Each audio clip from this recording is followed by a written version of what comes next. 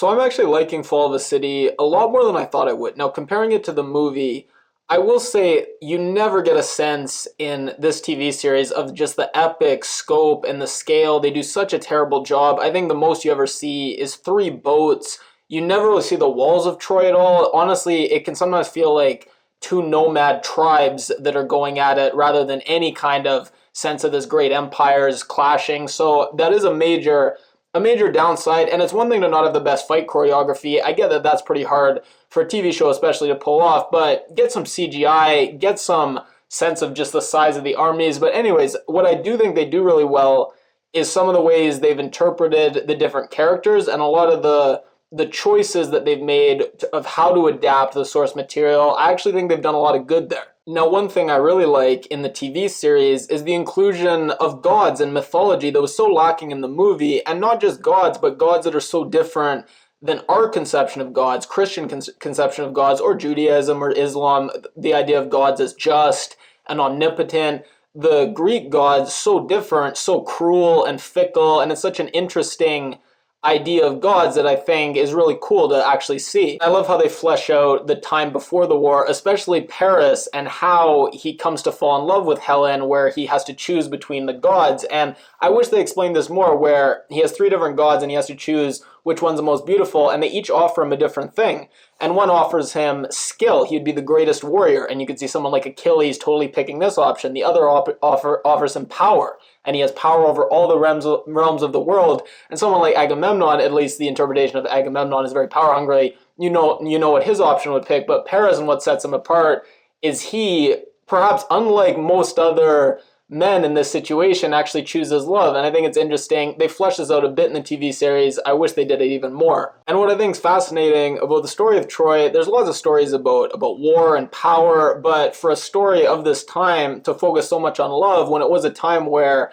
a lot of marriages and stuff were much more for politics or for convenience or for economic reasons. It wasn't like today where there's so many love stories. This is one of the classic love stories, so I love when adaptations play this up. Now, what I also like is Cassandra. They didn't have a lot of her in the movie. I really like her curse, where she has foresight and foresight and knowledge of the future, but no one has believed her. No one will believe her. That's her curse. I think it's a fascinating curse. Now, my images of Cassandra is more like melancholy, sad, almost an Ophelia-like character from Hamlet. Here they depict her as kind of crazy, kind of unhinged. So I don't like that as much, but just the fact that they're including her, I think is great. And then Odysseus gets a much larger role in this than he gets in the movie. We barely see him in the movie. In this one, I love how we see how he gets roped into the war. He doesn't want to go to war. He pretends that he's crazy. And what they do is they put his baby in front of the plow that he's plowing. He's pretending he's insane, just plowing the plow in all directions. So they put a baby in front, and he's forced to stop and prove he's not crazy. There's also a fun story how they rope Achilles into the war. Achilles actually dresses up as a woman, and he's in disguise. And what they do is they have a market with all these different goods and wares, and they see that this woman who's actually Achilles, she's looking at the knives and all that instead of like the beads and stuff. So that's how they know it's Achilles, and that's how they get him and rope him into the war. Now, they don't include that story in the series, but they do include Odysseus's, and he's much more ruthless and kind of one of the bad guys in this. It seems like him and Menelaus doesn't get a very good portrayal. So in the movie, Menelaus seems like kind of a buffoon and kind of manipulated a lot by his more power-hungry brother Agamemnon, who's the main bad guy spurring war. In this one, we still see the respect factor, and that's one of the major things with his relationship with Helen. And when he loses her, there's no sense of, oh, he's lost the love of his life and he feels sad and upset. No, it's all about pride, and he's been disrespected and humiliated. So they play up that angle, but also there's this sense of him being ambitious and a bit power hungry. He's kind of taking the place of Agamemnon in the movie a bit, and also very arrogant, kind of entitled. And now for Agamemnon, really interesting what they did with his characterization. He comes across as much nicer and more noble and much less of a power-hungry manipulator. Now, when he sacrifices his daughter, I think part of the reason they tried to give him this more positive characterization is so this moment when he sacrifices his daughter, which honestly I've always perceived as he just did it and it was a tragedy for the daughter, but Iphigenia, but he didn't really it didn't hurt him too much. He's just such a dick and such a warmonger. It was just kind of par for the course. But here, it really plays out that no, he's a real person. He has emotions, he has feelings, and God, what he must have gone through. And it seems like he does it almost out of weakness, that he feels like he's kind of rallied his men for war. Everyone's ready to go to war, and he feels like this duty to kind of step up, and he doesn't want to do it. He initially would rather not go to war, obviously, and keep his daughter, but he feels this kind of duty and feels compelled to do it. And then once he sacrificed his daughter, now he feels compelled to really be bellicose and want to get something out of the war, because if they just get Helen back and then go home, it seems like sacrificing his daughter for that, it doesn't seem like much. So it's kind of this weird where it seems like Agamemnon, kind of out of weakness and out of the sense of duty and out of the sense of what he should do, kind of keeps getting roped into being more warlike than he honestly would even want to be. And it's interesting how they characterize the war as being more the result of accidents and miscommunication than all masterminded by evil Agamemnon. Now, why do the gods decree that he must sacrifice his daughter who's innocent? One interpretation is that this is the last-ditch effort by the gods to stave off the war, because they say, well, look, Agamemnon's clearly not going to do this. That means they won't go to war, therefore there won't be war. Or they could want that same goal, but in a more convoluted way. They could say that after Agamemnon sacrifices his daughter and suffers this loss, he's going to understand the gravity of what he's pushing for more. He's going to understand just how ugly loss can be, and he's going to then decide after he kills his daughter not to go to war.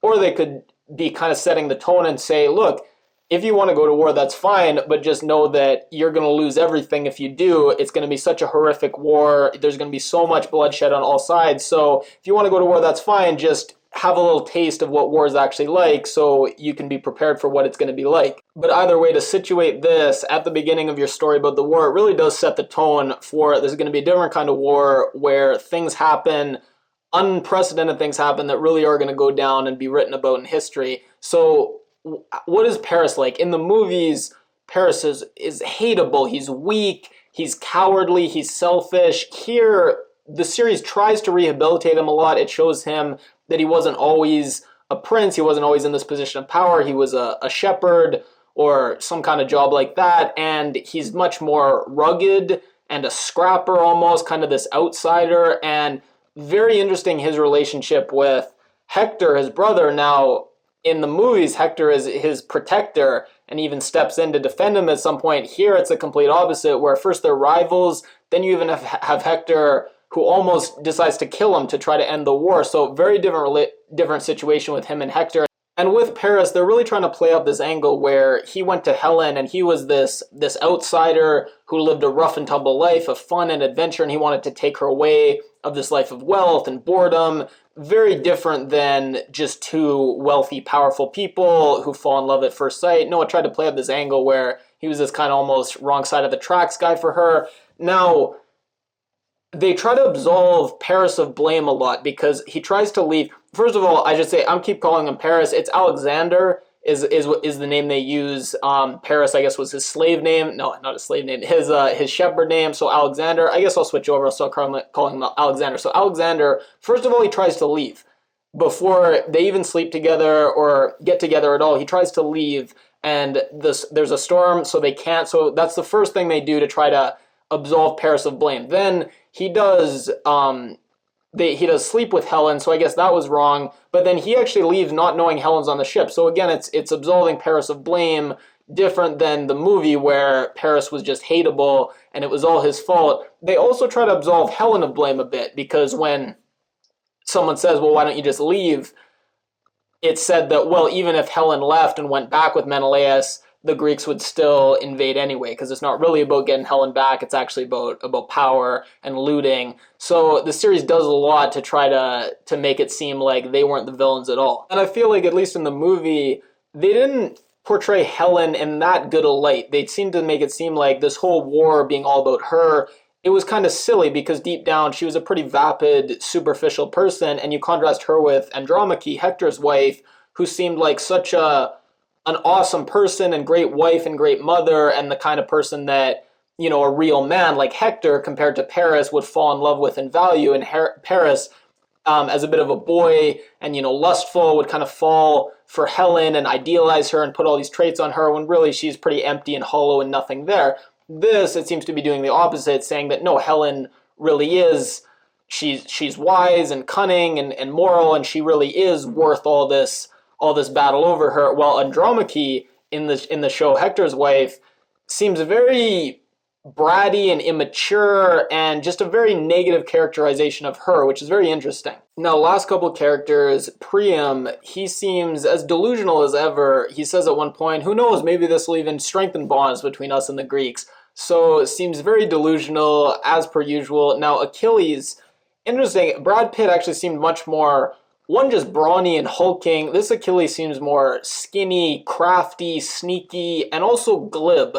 And where Achilles seemed to have this bond with Patroclus, I'm not sure how to say that name. He seemed to, in the movie, he had this bond, this protective bond, and the reason he went and challenged Hector was because the person he had this protective bond with died. The Achilles in this, I certainly don't think they have anywhere near the same relationship, and I couldn't see the Achilles in this really getting that angry and having this kind of bloodlust for anybody. He seems like a kind of a lone wolf, pretty glib and above it all. So interesting. I'm not sure whether I like Achilles' characterization or not. It remains to be seen. It's an end video. My voice is starting to go, so I'm going to end it there. It's a better series than, I'll say, better series than people are giving it credit for. And again, it has a lot of flaws, but I at least like that they seem to be interpreting things, I won't say in a more true and authentic way, but I will say in some ways a better way than I think the movie does.